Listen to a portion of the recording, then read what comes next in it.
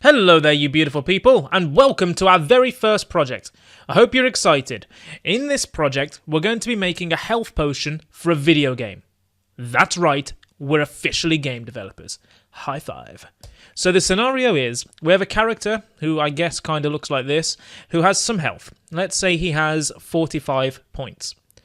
We imagine that this character has walked over a health potion, and the health potion magically increases their health by a random amount.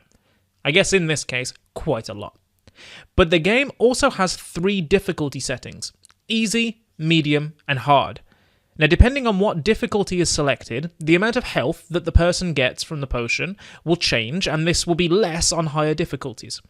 So in this lecture, we're going to be using variables and numbers to create the functionality required for this health potion to work, and we're also going to use Python's random module to help us build a random number generator. By the end of the lecture, you should have a rock-solid understanding of how numbers are used in computer programs to make things work behind the scenes, and you'll also know how to make a random number generator in Python. This lecture is going to tie together a lot of what we've covered so far and should be a really valuable learning experience, so I hope you're excited. Oh, and make sure to follow along with me for maximum learning. We have a lot to do, so let's boot up idle and get into it. Alright, so the first thing we're going to need to do is create a new script to hold all our code. So I'm going to go up here to the File tab, press New File, and we're going to see this thing here. I'm going to save it on the desktop in my Python Bible folder, and I'm going to call it health.py. Now make sure you remember the .py file extension when you're following along. So let's maximize this, and we're good to go.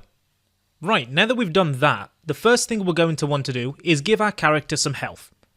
Health is a rather complicated topic conceptually, as I'm sure doctors will tell you, so we need to think of a way that we can represent health in a simple enough way that a computer can understand it. I know, we can use a number.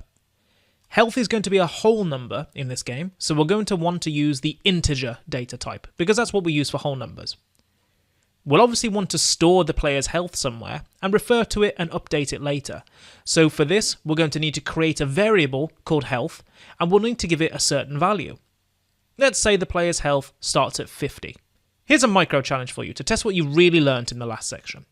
I want you to pause this video and create a variable called health and give it the value of 50. Go ahead and pause this video now, create the variable called health, and then unpause the video to see if we did it the same way. So how'd you get on? Did you manage it? The way that I do it is I'd type health equals 50. Now if you got the same as me, then congratulations! You're well on your way to understanding variables and numbers in practice, which is brilliant. So now what we've done is, we've managed to create a representation of the player's health using a variable called health. The value that health has starts at 50, but this number's going to change as the player gains health from our potion. Now our potion is going to give the player a random amount of health. The amount of health it's going to give them is going to be a random number between 25 and 50. Now we don't really want to create the code required to generate a random number from scratch, which I understand is quite a complicated task. The good thing is, we don't need to. Python has a built-in module that we can use, called the random module, which can generate random numbers for us. The way that we use Python libraries is to import them. You usually do all of your imports at the top of Python scripts, so let's go up there and import the random module. Let's move this down. All we've got to do is type import, which you can see goes yellow, and then the name of the module. Seeing as we're importing the random module, we're just going to type import random. And say when I save the file, that's going to allow it when it runs for Python to import that file. So perfect. One thing that you should notice is the way that the import word here went yellow.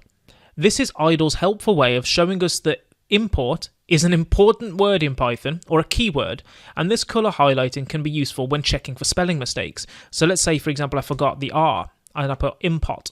You can tell that now that it's gone black, which would let me know that potentially I've made a problem, instead of because I was expecting it to be yellow.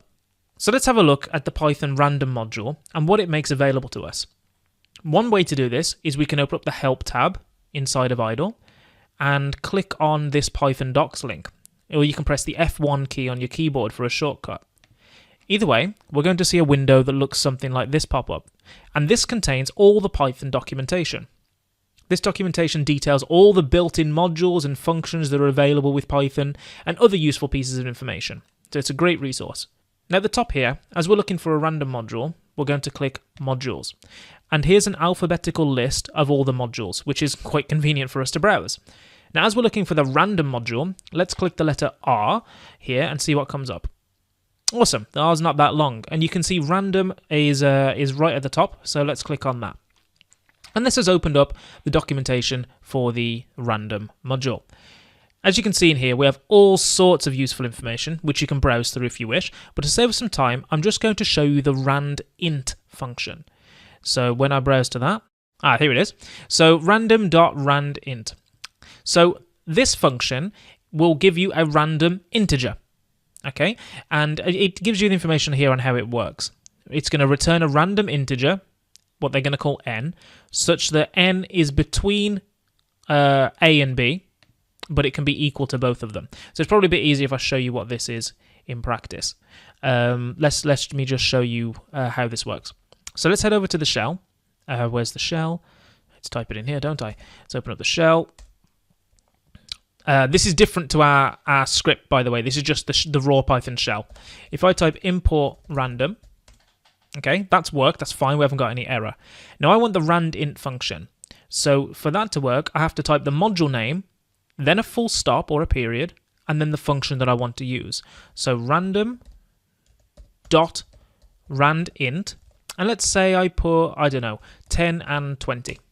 Okay, so Python has given me a random number between 10 and 20 that can be equal to both. So if I just run that again, random dot randint, let's say 10 and 100.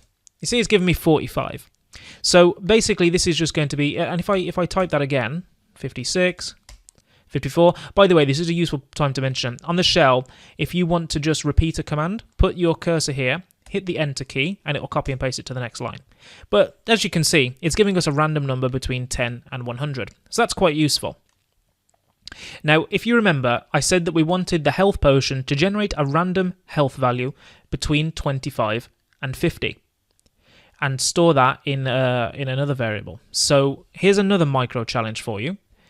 I want you to create, on another line here, to create a variable called potion health and set that equal to a random number between 25 and 50 using the random module's randint function.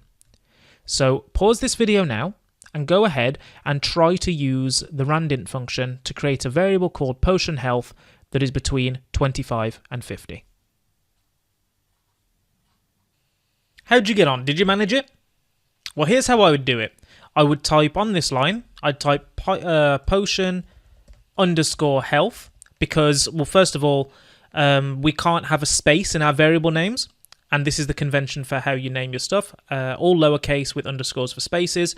And I'd assign that a value, a random value between 25 and 50. So to do that, I need the random.randint function.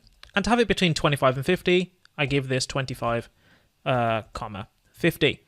So if you got that, then perfect. But if it was a bit hazy and a bit difficult to understand what happened, just feel free to rewind the last few minutes to make sure that you have a decent understanding of how modules work in Python. Just as a quick overview of how it works, we've imported the random module, and which you can see is the same here. And inside the random module, there are loads of functions, one of which is called randint. So, I mean, we're going to cover functions much later in the course, but I just want you to understand kind of what's going on. So what we're saying is, in the random function, put a period, this function name, randint, which we're going to give 25 and 50, Python's going to get a random number from this, isn't it? It's going to get, I don't know, say 35. Once it's got 35, it's going to stick that value in the box that we've called potion health. So if you understand more or less what I'm talking about, then brilliant. I'm not expecting you to understand the ins and outs of this, but if that kind of makes conceptual sense, then that's brilliant. We've now got a certain amount of health that the potion is going to give our character that we can refer to later on.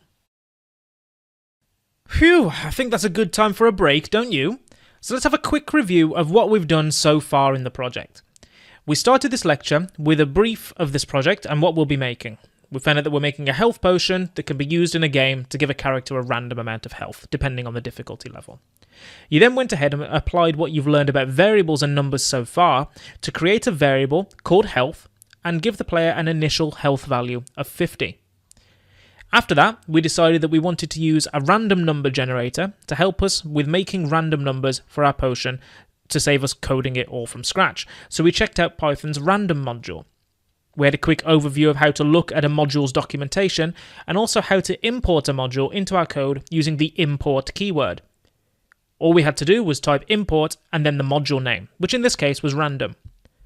Finally, we used the randint function inside of the random module to generate a random integer between 25 and 50 and stored that value in a variable called potion health. I mean, we covered quite a lot in this lecture, and I'm really proud of how far you've come in such a short space of time. We're really starting to touch on some advanced topics such as module importing and functions, so if all of this makes sense to you so far, then well done, genius. We aren't there yet though. There's still some way to go to finish off our health potion project.